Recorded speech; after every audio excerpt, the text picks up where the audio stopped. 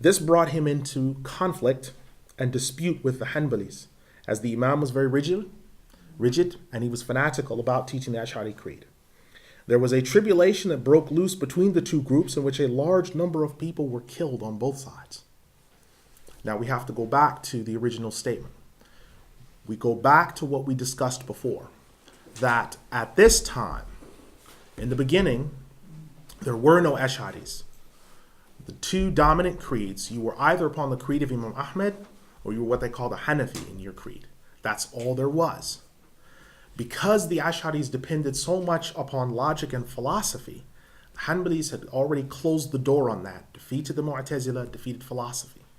But when the Ash'aris came and said that philosophy and Neoplatonist reasoning can be reconciled to revelation, and they brought huge swathes of people in with them, some of whom were proficient in understanding the religion and some of whom were not, it caused massive divides. And sometimes cultists who hadn't fully left the cult came in under the haze of the Jama'ah of the Ash'aris, and it had ramifications. And these continued to play out between the two groups of believers. Now, the tribulations continued until the year 466 AH. When that came, there was a flood in Baghdad so severe that Salatul Jum'ah was done in rowboats. It was so severe that Salatul Jum'ah had to be done in a rowboat. 467 AH.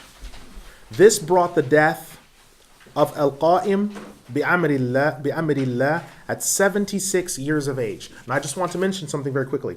Al-Mu'tadid Billah was one of the ministers or sultans, one of the Turkish ministers or sultans. He was not the Khalifa. Al-Qa'im bi'amrillah was the Khalifa. I thought maybe the notes might not be very clear, so I wanted to make sure that they were clear. Al-Qa'im bi'amrillah was the one that was the Khalifa. Now 467 AH, Al-Qa'im bi'amrillah died at 76 years of age. He ruled for 44 years and 9 months. His mother, Badrudaja, was Armenian. Al-Qa'im bi'amrillah had a pale face with red specks. And as he became righteous and went through his later life, he became more noble, and he used to pray a great deal and fast a great deal. He was one of the more righteous of the Abbasids. When he died, he was washed and prayed over by Sheikh Abu Ja'far, who was the head of the Hanbali judges and one of the 50 students of Al-Qadi Abu Ya'la, and was also the head of the judiciary. Now remember what we discussed before.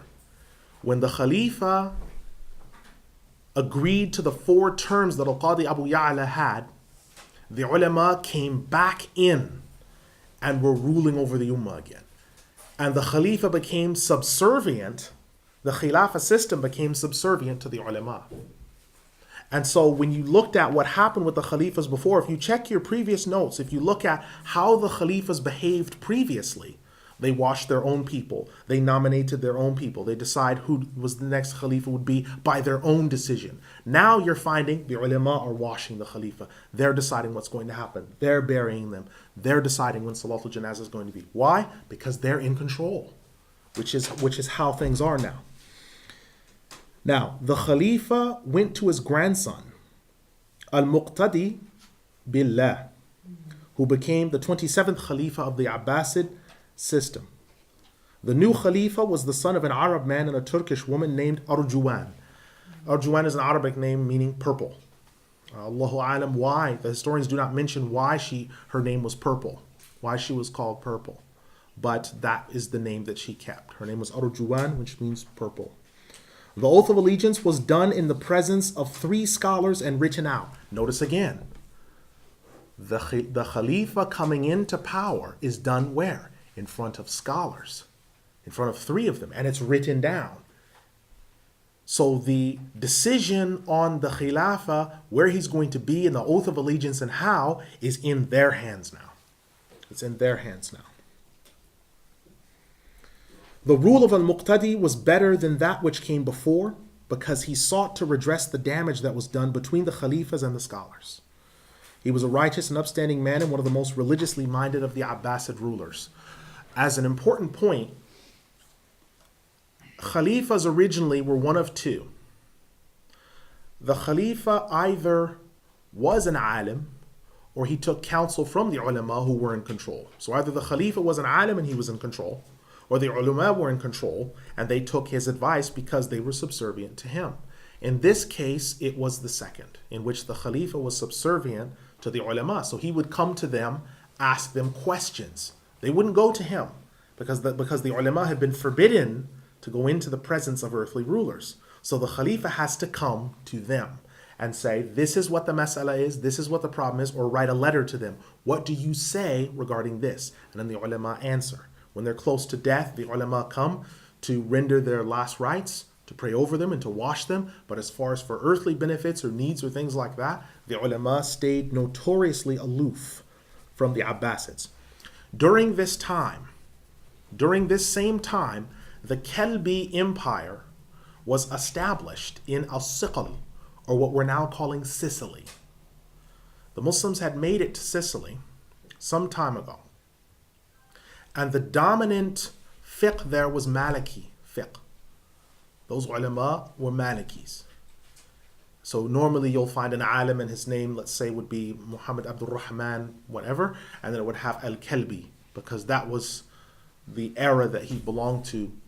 You had ulama from Sicily like Imam Al-Maziri, As-Siqli, the Sicilian, one of the great ulama. Whenever Imam An-Nawawi in his Sharh Sahih Muslim, whenever Imam Yahya An-Nawawi rahimahullah seeks to establish a point in creed, particularly the creed of the Ash'aris, he always quotes Imam Al-Maziri or Al-Qadi Iyad.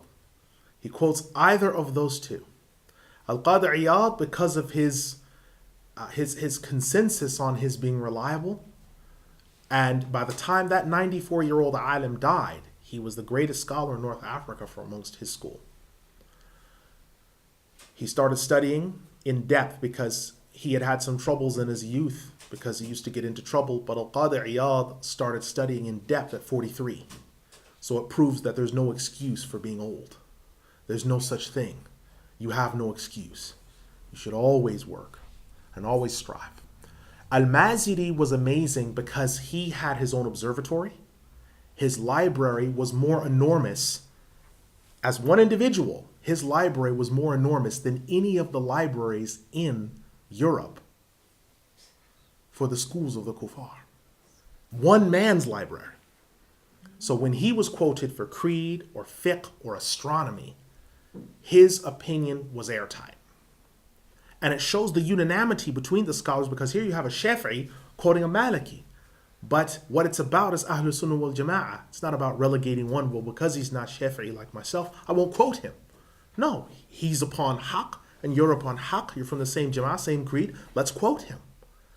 Imam al-Qurtubi quotes Imam Ibn al-Jawzi, who's a Hanbali. Imam Ibn al-Jawzi quotes other scholars with different madhab to him. And so we have to understand that the creed is the same, but there'll be some difference in the branches. Now, the emir of the Kelby Empire of Sicily and the sovereign over Sham, his name was Izzud Dawla Mahmud ibn Nasr. Mahmud ibn Nasr. He ruled for 10 years and was trying to stay independent from the Abbasids and the Egyptian Fatimid rulers. His son Nasr took over upon his father's request, but was killed after 1 year by Turkish troops. Around the year 469, the scholars of Andalus began to systemize their history and their fiqh principles for dealing with external enemies and also domestic. They had previously had good relations with Alfonso X, but there were still other problems with local Catholic heads. The Visigoths had originally been Arians in their Christian theology, but Catholicism became a strong pull when missionaries began to work in earnest. At the same time, the Muslims arrived with Tariq ibn Ziyad at Andalus. So when the Muslims in Andalus, remember, where did they come from? When the Abbasids came in, the order given by As-Safah was kill every single person who has the ability to rule from Bani Umayyah. They fled. Where? To Andalus, because they couldn't be had by the Abbasids. They were too far afield. And they had cousins of Muawiyah that were built there. If you get an opportunity And you can never compare either by internet or going there in person. Look at the architecture and the writing on the buildings in Damascus, particularly the Umayyad Masjid, and the buildings that were built by the Umayyi and the buildings that are in Andalus. People will often call that Maghribi script. It's not Maghribi script. This is Umayyi script. This is Muawiyah. This is all of those people that brought this about. So when we're looking at this huge culture that exploded out of Andalus, the linkage is going back to Muawiyah ibn Abi Sufyan al-Amir radiyallahu anhu. Now the scholars of Andalus began to systematically break down their own history to explain how they came to be, and also to give fatwa on how they were going to be with external bodies, because they realized that they couldn't keep saying that the Hanafis are deviant and that's all there is to it. Because for a long period of time, Hanafis were not allowed in Andalus as a kingdom. Because why? Remember from before that a great portion of the Hanafis had become Mu'tazila. And so the Malikis did not allow them there because they said they're going to divide the people, cause tribulations, and cause fitna. Don't allow them in the kingdom. But they decided that they can't continue to do this because not all Hanafis are Mu'tazila. We have to begin to open our doors and allow people in and not be so insular. So they allowed them to come in. And there started to be cross-pollination between Baghdad and between Andalus. Places like Qurtuba, Ishbayliya, and these locations began to do cross-pollination projects with scholars in Baghdad, such as Abdul Rahman ibn Battah, who actually traveled there.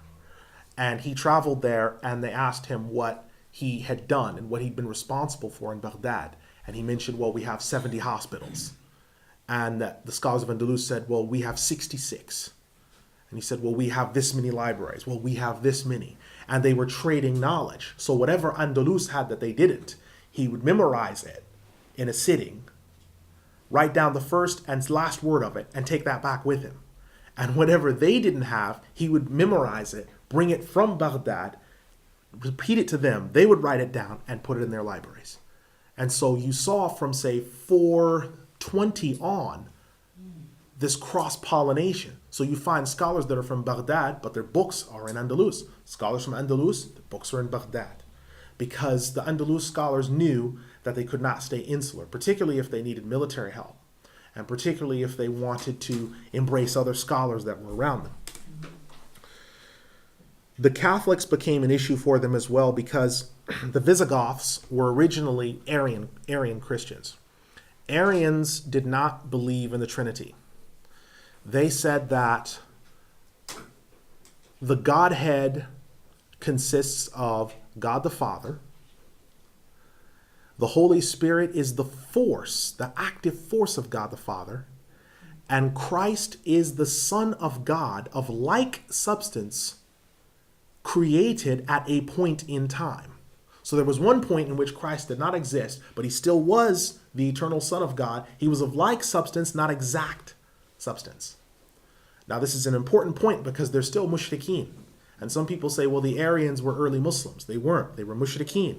You can go and check out a book that is called The Arian Heresy. And you can read doctrinal disputes between Arian bishops, most of whom were Berbers, and bishops from Alexandria and other places. They are agreed that Christ has a divine nature, that there is plurality in the Godhead. They just reject the Trinity. The Arians are pagans. They are mushrikeen, they are kuffar, because they agreed with them on the foundational points. Further to this, the Grand Qadi of Harran, Ibn Jalaba, who was another student of Al-Qadi Abu Ya'la, in the year 476 AH, went to Junqa to speak to the emir of the Turkoman people there about having the area administrated by a Sunni, because the governor at that time over the area was a Shi'i, and the people used to continuously rise up against him. So you have a majority Sunni area with a Shi'i administrator. And so the people were not just the scholars. The people used to constantly be rising up against him and fighting against him. And so they said, you've got to send a different administrator.